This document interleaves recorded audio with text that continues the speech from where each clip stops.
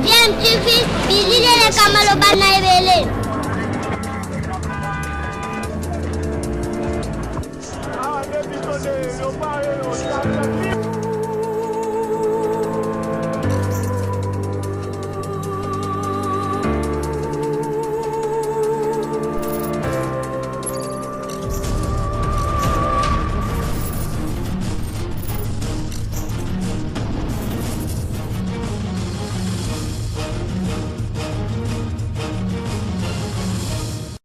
tu veux toujours un enfant.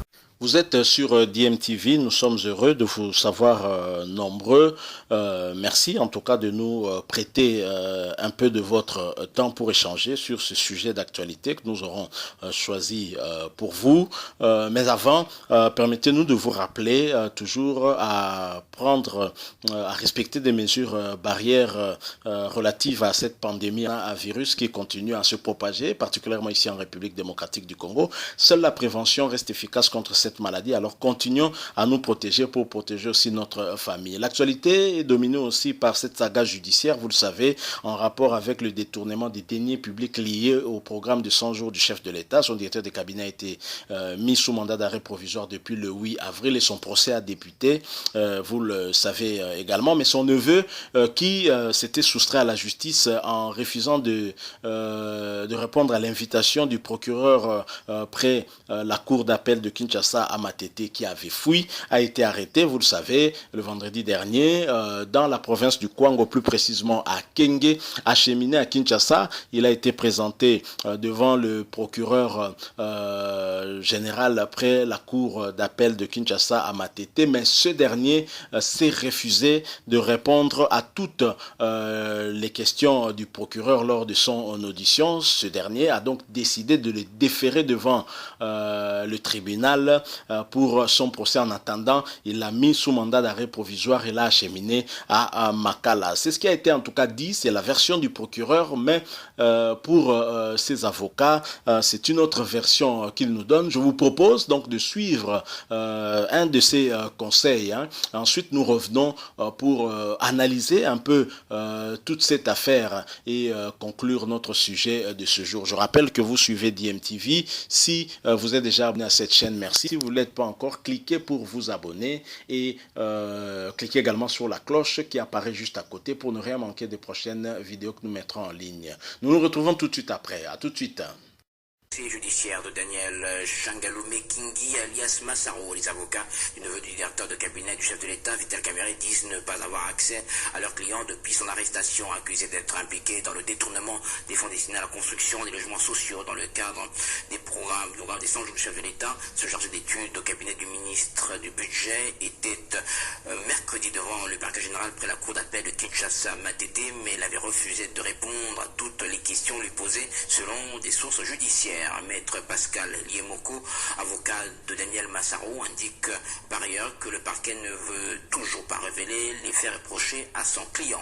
On écoute au téléphone de Osé Manzanza. Les dossiers n'évoluent pas, c'est stagnant, nous sommes presque immobilisés.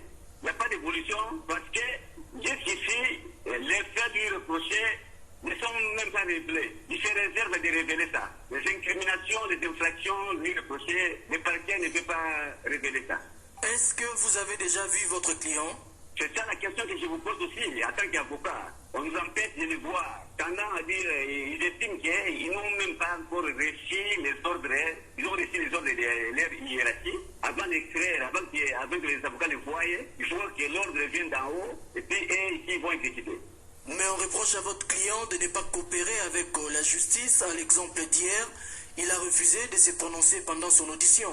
Dire qu'il a décidé de parler, c'est un mensonge grotesque, c'est un mensonge posé noir sur blanc. Son état de santé d'abord ne le permet pas et les faits qui lui sont reprochés ne sont même pas encore révélés. Comment il va refuser de répondre devant la justice? Lui attend sa liberté. Comment il peut refuser de répondre aux questions de la justice, de coopérer avec la justice? D'abord, il a récusé l'avocat général du parquet général de la cour, il a coopéré la cour d'appel de Matete. Et maintenant, il sollicite au procureur général de Matete de lui changer un autre magistrat instructeur. Parce que celui-là ne veut même pas qu'il puisse se confier à ses avocats. Alors comment il va coopérer avec eux à l'instruction? Là, c'est un obstacle orchestré de leur part. Maître Pascal Liemoko, avocat de Daniel Changalume Kingi, alias Mas. Voilà, vous venez de suivre là l'avocat de Daniel Massaro, maître Pascal Liemoko, qui passait là sur la radio Top Congo, où il s'est plaint en tout cas de ne pas pouvoir accéder à son client Daniel Massaro. Il a d'ailleurs balayé toutes les affirmations du procureur en fait qui dénonçait le fait que Daniel Massaro avait refusé de coopérer. Il était resté silencieux tout au long de son audition au niveau du parquet général près la cour d'appel de Kinshasa à Gombe. On se posait des questions, pourquoi une telle attitude de la part de Daniel Massaro, et d'ailleurs le procureur avait annoncé finalement l'avoir mis sous mandat d'arrêt provisoire et il l'avait déféré devant le tribunal pour qu'il réponde des actes qui lui sont reprochés. Les actes qui lui sont reprochés justement, c'est les faits dont Daniel Massaro n'est toujours pas au courant, ni son conseil. Daniel Massaro aimerait bien savoir que lui reproche la justice. Il faut préciser que Daniel Massaro n'avait pas de fonction officielle qui pouvait le lier en tout cas au programme de 100 jours du chef de l'État. À quel niveau on peut situer sa responsabilité si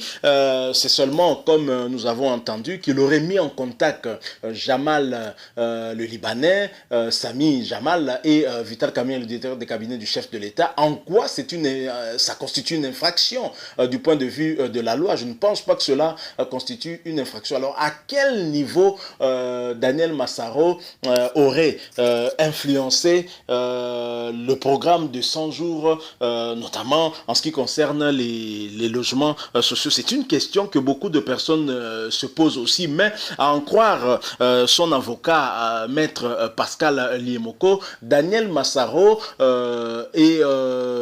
qui a récusé en fait le magistrat qui instruisait les dossiers, ce qui peut expliquer aussi son silence tout au long de l'audition, même si son avocat dit que Daniel Massaro n'est pas resté silencieux. D'abord, ils allaient répondre à quoi, puisque les faits qui lui sont reprochés ne lui ont pas été révélés. Comment pouvait-il être autrement? Daniel Massaro ne sait répondre à une question que si on lui révèle au moins de quoi on lui reproche. Donc voilà un peu toutes ces questions. Et ces avocats qui ont souhaité le voir, on leur a dit très clairement que la décision de pouvoir leur permettre de donner accès à leurs clients ne relevait pas du magistrat. En fait, ça relevait d'une tierce personne qui devait leur donner cette instruction-là. Alors, est-ce que la justice est instrumentalisée dans le cas précis? C'est une question qu'on peut se poser. Daniel Massaro, actuellement chargé d'études au ministère du Budget, au moment des faits dont qu'on peut imaginer qu'on lui reproche,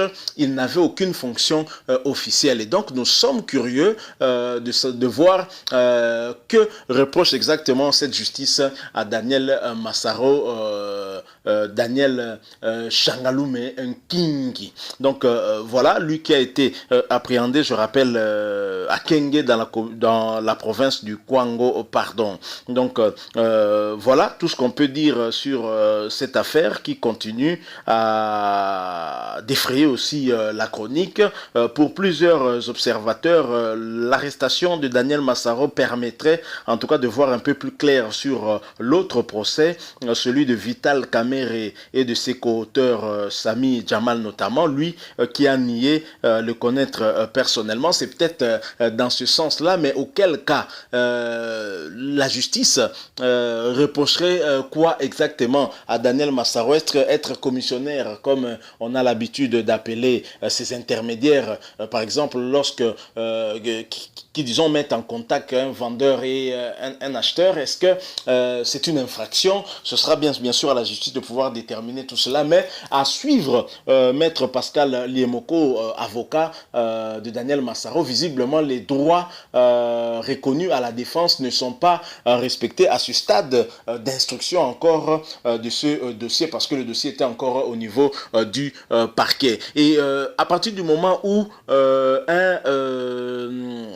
présumé coupable récuse le magistrat, est-ce que ce dernier doit encore continuer à instruire ce dossier? C'est aussi une question. Je pense qu'à partir du moment où on a récusé le magistrat, ce sera au procureur général de pouvoir charger un autre magistrat pour conduire l'instruction du dossier en question. Alors pourquoi le même magistrat a continué à instruire, a persisté, a voulu absolument auditionner Daniel Massaro alors que ce dernier le récusait déjà? Il doutait certainement de son impartialité, certainement à la suite de ce qui était arrivé à son oncle Vital Kamerhe. Donc c'est une affaire que nous allons continuer bien sûr à suivre et nous pensons que peut-être dans les heures à venir on y verra un peu plus clair pour savoir qui finalement a donné l'ordre qu'on puisse empêcher au conseil de Daniel Massaro d'accéder à son client afin de pouvoir mieux assurer sa défense et d'abord commencer par savoir quels sont les faits qui lui sont reprochés exactement par notre justice. Voilà, nous arrivons à la fin de cette petite analyse en rapport avec cette affaire de détournement des deniers publics liés au programme de 100 jours du chef de l'État Félix Tshisekedi. Si vous avez aimé, laissez-nous un like.